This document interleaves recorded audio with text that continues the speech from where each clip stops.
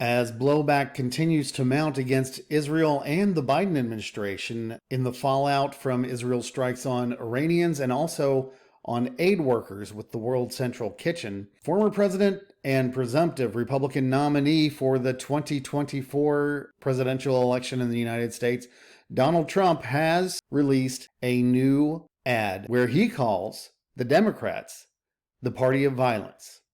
Let's have a look. Press always asks me, don't I wish I were debating him? No, I wish we were in high school, I could take him behind the gym. That's what I wish. I said, no. I said, if we were in high school, I'd take him behind the gym and beat the hell out of him. I just don't even know why there aren't uprisings all over the country. Maybe there will be. That you cannot be civil with a political party that wants to destroy what you stand for, what you care about. I'd just like to interject that that woman is an unprosecuted war criminal. But let's continue.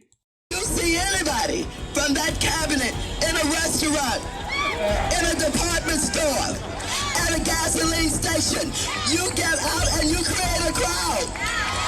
And you push back on them. And you tell them they're not welcome. You know, there needs to be unrest in the streets for as long as there's unrest in our lives. Enemies of the state. Show me where it says that protests are supposed to be polite and peaceful. President Walker, how do you resist the temptation to run up and wring her neck? When they go low, we kick them. They're still going to have to go out and put a bullet in Donald Trump. Yes, I have thought an awful lot about blowing up the White House. Please, get up in the face of some Congress people. What a stupid son of a bitch.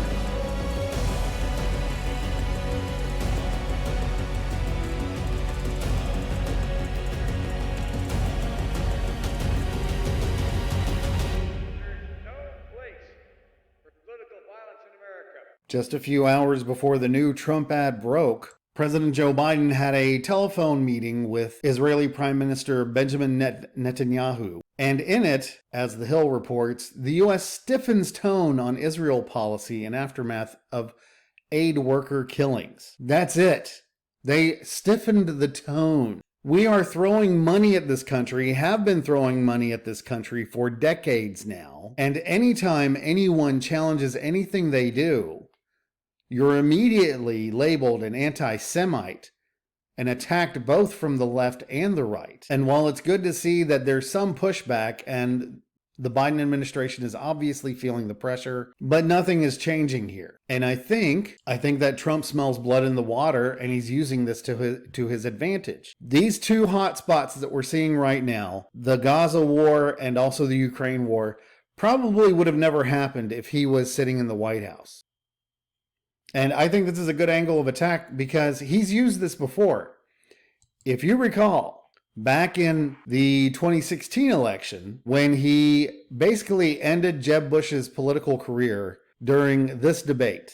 In 2008, in an interview with Wolf Blitzer talking about President George W. Bush's conduct of the war, you said you were surprised that Democratic leader Nancy Pelosi didn't try to impeach him. You said, quote, which personally I think would have been a wonderful thing. Close quote. When you were asked what you meant by that, you said, for the war. For the war. He lied. He got us into the war with lies. Do you still believe President Bush should be impeached? Obviously, the war in Iraq was a big, fat mistake, all right? Now, you can take it any way you want, and it took Jeb Bush, if you remember at the beginning. Now, pay attention here. You're going to want to watch Trump, but pay attention to Jeb because you can tell he knows that he's in trouble here. Of his announcement, when he announced for president, took him 5 days. He went back. It was a mistake. It wasn't a mistake. Took him 5 days before his people told him what to say. And he ultimately said it was a mistake. The war in Iraq, we spent $2 trillion, thousands of lives. We don't even have it. Iran is taking over Iraq with the second largest oil reserves in the world.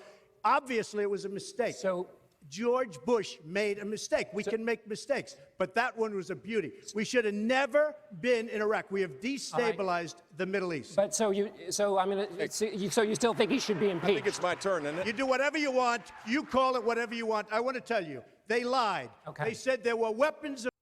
That guy on the left there with the blue tie, that is a man who is watching his political career come to an end. Of mass destruction, there were none, and they knew there were none. There were no weapons of mass destruction. All right. Governor Book. And at the time, nobody was willing to say that on the national stage, even though the reports had come out that the Bush administration intentionally lied about the weapons of mass destruction. But that's a separate topic. And I think Trump thinks that, probably correctly, as 2016 shows us, he destroyed Jeb Bush's career with this debate, in my opinion. He was done. Bush was done at this point. It's a good tactic. Now, the only challenge I think he has is whether or not the people who are controlling the voting machines and the data will let the real results be reported in November of 2024.